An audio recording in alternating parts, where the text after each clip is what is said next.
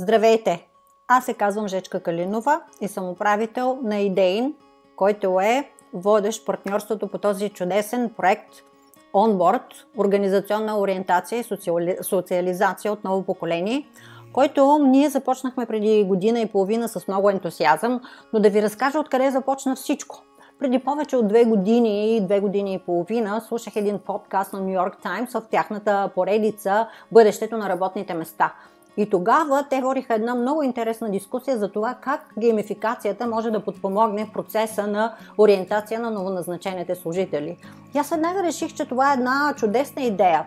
Тъкмо в този момент се бяхме запознали с нашите холандски партньори icefontaine, с които работихме по един друг интересен проект, където искахме да геймифицираме едно послание, една игра в околната среда, за да можем да предадем посланията много по-лесно до аудиторията. И бяхме правили съвместни инициативи с Българската асоциация за управление на хора. Така че, когато чух тази история, бях супер ентусиазирана, че ние можем да направим нещо подобно в България. Веднага се свързах и с двамата ни партньори, направихме първи опит, неуспешен в нашата агенция Еразъм, след това кандидатствахме втори път и проектът се случи. Имахме много високи точки и започнахме с много желание да направим нещо смислено в България. И така в продължение на повече от година и половина ние се срещнахме с страшно много компании в България. Направихме много срещи, направихме много тестове, видяхме какво е разбирането за онбординг в България, как нашите компании въвеждат новоназначените служители на работа, как организират това обучение и стигнахме до интересни изводи. Първо, че геймификацията е нещо, което всички считат за изключително интересен инструмент, който може да им помогне в процеса на въвеждане на новоназначените служители в работата по един изключително ангажиращ, мотивиращ ги, интересен начин, който ще намали текучеството и ще задържи най-добрите експерти на работа. Нямаше спор, че геймификацията представлява голям интерес. От друга страна, българските компании нямаха много опит с това и не знаеха какво точно означава да геймифицираш едно обучение. Не само в процеса на онбординг, но по принцип в процеса на обучение и образование на те и развитие на капацитета на техните служители. Трето, което доста не изненада, беше факта, че много малка част от компаниите измерват възвръщаемостта на инвестициите на този процес, може би защото той се оказва толкова важен за тях, че независимо каква е цената му, те искат да го направят качествено и с голямо желание.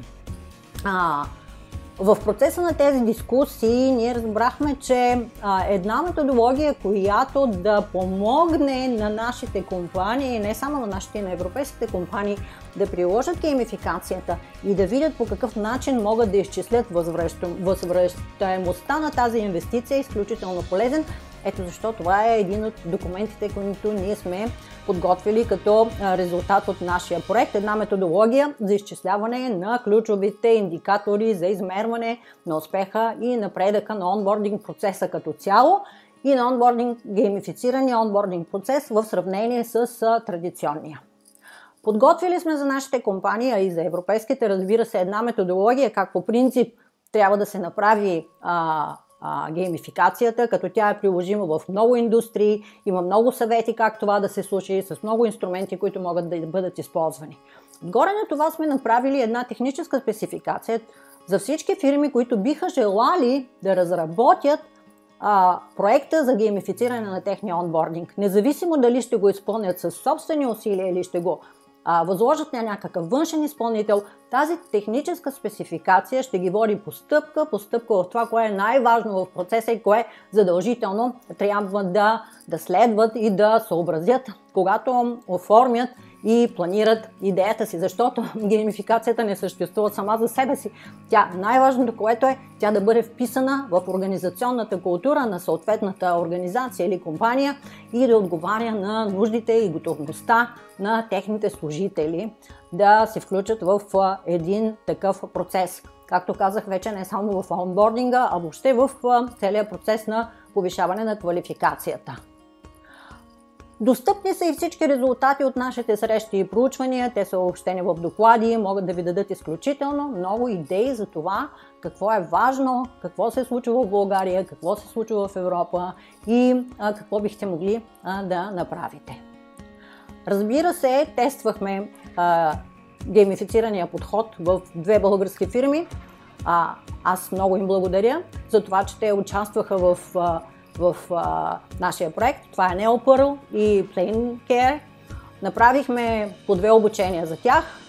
Те бяха тествани от техните служители и мога да ви кажа, че обратната връзка е изключително позитивна.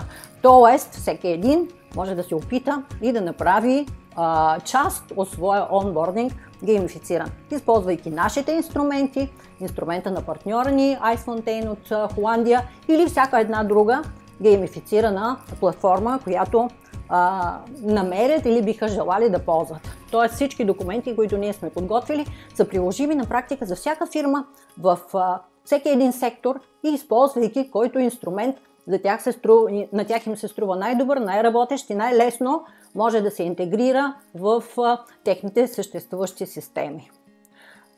Аз мога да кажа от мое име, от името на Ideen, че в края на проекта ние сме изключително ентусиазирани. Убедени сме, че свършихме много полезни неща, които могат да направят промяна в сектора на управление на човешките ресурси в България. Създадохме инструменти, които ще въоръжат нашите менеджери човешки ресурси с нови техники и технологии, за да направят работата си и преживяването на техните служители още по-предизвикателно, ангажиращо и мотивиращо.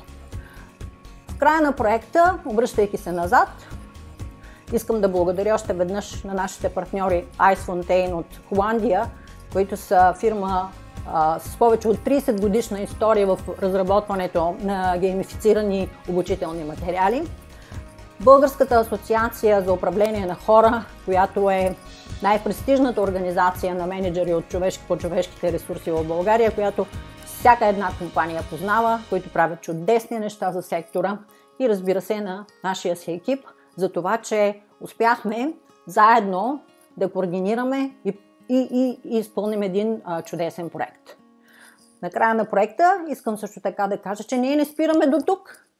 Ние наистина сме вдъхновени от това, което постигнахме и сме решили да преминем на следващата стъпка и сме подготвили заедно още един проект, който се нарича изкуствен интелект за човешките ресурси, където ще се опитаме, ако проектът е успешен, да обучим българските и европейските HR експерти за това как могат да използват инструментите на изкуствения интелект в своята работа. Още веднъж благодаря на всички партньори, благодаря на програма Erasmus+, която ни помогна да осъществим този проект и се надявам, че ще имаме много бъдещи срещи с българските европейски компании и всичко това, което сме разработили, ще бъде ползвано от всички вас. Документите са налични на профила на проекта в LinkedIn, на страницата на Ideen, на страницата на Българската асоциация за управление на хора, а те ще ви ги изпратят, разбира се, и по имейлите. Така че следете нашия профил, следете това, което се случва, използвайте тези инструменти и не се колебайте да се свържете с нас за всяка идея, която имате. Пожелавам на всички успех! Благодаря!